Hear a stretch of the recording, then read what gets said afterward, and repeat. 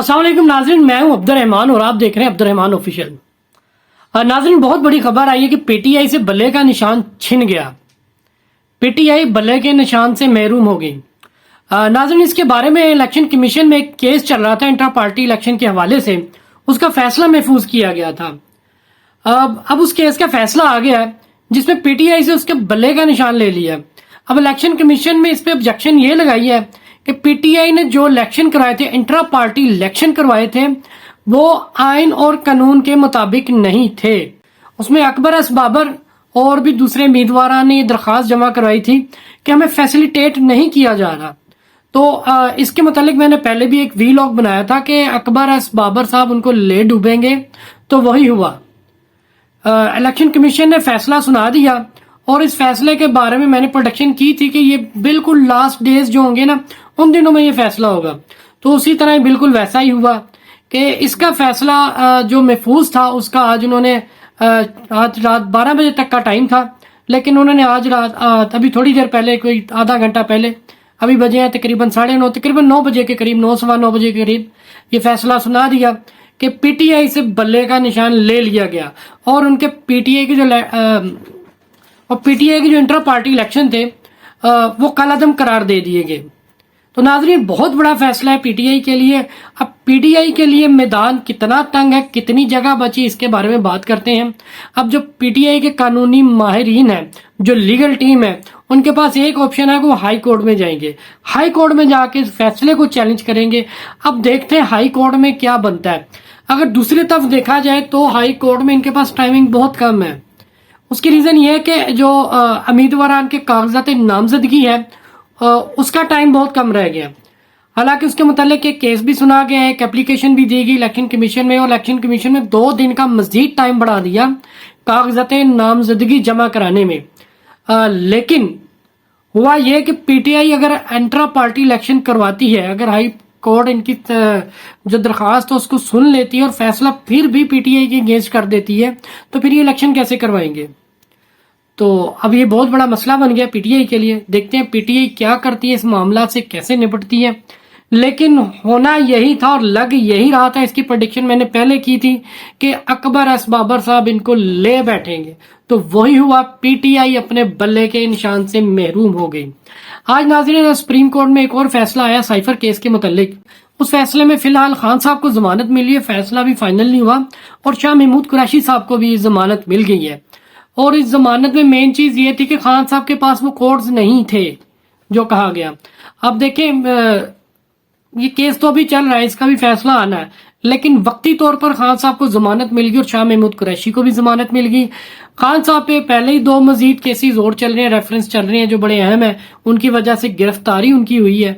तो अब खान साहब तो अंदर ही रहेंगे, खान साहब तो फिलहाल बाहर नहीं आते। ये कुछ उम्मीद की किरण आज जागी थी कि शायद खान साहब को बड़ा एक रिलीफ मिल गया।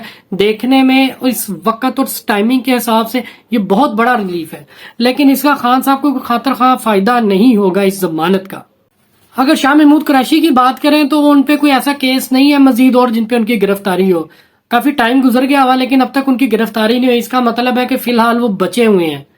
तो अब देखते हैं उनके लिए नेक्स्ट क्या लाहे अमल है, वो किसी केस में मजीद फंसते हैं कि नहीं फंसते। लेकिन मुझे लगता है ये है कि हालात अभी वैसे नहीं है, क्योंकि टाइम बड़ा कम है ना इलेक्शन में, डॉक्यूमेंट जमा करवाने के इलेक्शन कमीशन में। तो ये किस तरह करवाएंगे? तो अभी ये सब चीजें बेसूद ही है, इनके लिए कोशिशें करना कोई बेसूद ही है। इतनी कोशिश करने का पीटीआई को कोई खातर खा फायदा नहीं होने वाला, क्योंकि इनको ऑलरेडी मैंने कहा था पीटीआई को बंद गली में डाल रहे हैं, तंग गली में डाल रहे हैं कि पीटीआई के लिए रास्ता नहीं बचेगा, और वही हुआ। अब जमानत भी हो गई है, लेकिन इस जमानत का क्या फायदा? नाजरीन, आज एक और दरखास्त की समाअत हुई है जिसमें यह कहा गया है कि पीटीआई की तरफ से हमें कि लेवल प्लेइंग फील्ड नहीं मिली। अब चूंकि लेवल प्लेइंग फील्ड नहीं मिली तो इस पे अदालत ने इलेक्शन कमीशन को हदायत जारी की फैसिलिटीज पीटीआई को प्रोवाइड करें। तो लेकिन ये लेवल प्लेइंग फील्ड और फैसिलिटी प्रोवाइड करने का भी ये मकसद जो है वो खास नहीं बचा, क्योंकि पीटीआई से बल्ले का निशान छिन गया है। अगर इन सब चीजों को मिलाया जाए, जो भी आज के दिन में कार्रवाई हुई है या अब तक पीटीआई को जितने केसेस में फायदा हुआ, वो सब के सब बेसूद है, बिला फायदा है, क्योंकि बल्ले का निशान छिन गया इनके पास से। اب مزید یہ بلے کا نشان کیسے حاصل کریں گے؟ اس کو حاصل کرنے کے لیے ہائی کورٹ جائیں گے، پھر اپیل کریں گے، اگر وہاں سے بھی ان کے اگینسٹ فیصلہ آتا تو یہ بہت بڑی مشکل میں پھنس جائیں گے، اور تقریباً یہی ہوگا، یہ میری پریڈکشن ہے، تقریباً یہی ہوگا کہ پی ٹی آئی کو بلے کا نشان نہیں ملے گا۔ ناظرین، الیکشن کمیشن میں ایک اور کیس چل رہا تھا اے این پی کے حوالے سے کہ اے این پی نے ابھی تک انٹرا پارٹی الیکشن نہیں کروائے۔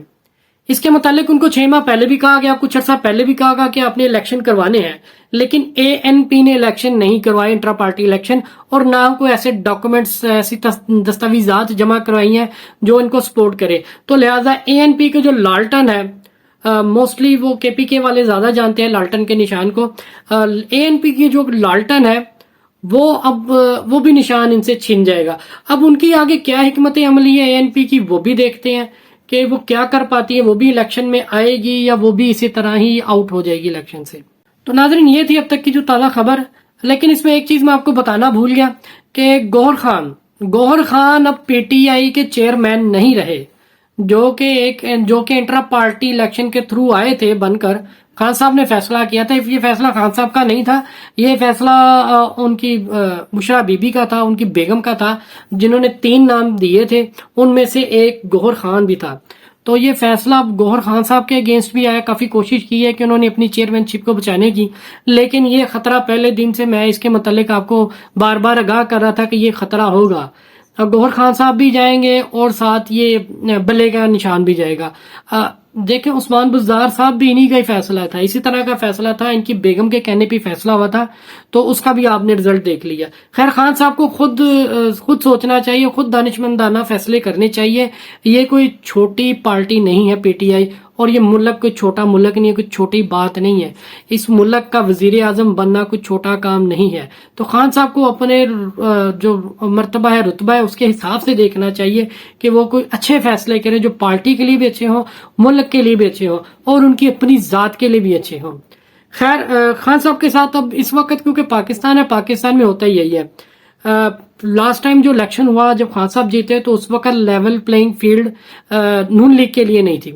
ان کے بھی جو امیدواران تھے ان سے بھی جو کاغذات نامزدگی وہ چھین لیے گئے تھے، تو پی ٹی آئی کے ساتھ بھی ایسا ہی ہو رہا ہے۔ ان کو بھی تقریباً لاسٹ ڈے ملا تھا، تو لاسٹ ڈے میں وہ کیا کرتے، تو ان کو بھی اب میرے خیال سے ٹائم نہیں ملا اور ویسے ہی بلے کا نشان چھن گیا۔ تو یہ لیول پلینگ فیلڈ والا جو سسٹم ہے، یہ نون لیگ کی وقت بھی نہیں تھا اور پی ٹی آئی کے وقت بھی نہیں ہے۔ تو یہ پارٹیوں کا زور ہی ہوتا ہے جس کا جہاں پر چلا لیں۔ تو ابھی ان کا زور چل رہا ہے، یہ چلا رہی ہے، سارے سسٹم جو ہے ان کا ساتھ دے رہا ہے۔ اور کل عمران خان کا دور تھا، عمران خان کو فائدہ ہوا، آج ان کا دور ہے۔ مختصر سی بات ہے۔ مجھے دیں اجازت اور کمنٹ میں اپنی رائے کا اظہار کیجیے گا کہ آپ کو میرا یہ آج کا ویلوگ کیسا لگا۔ اللہ حافظ۔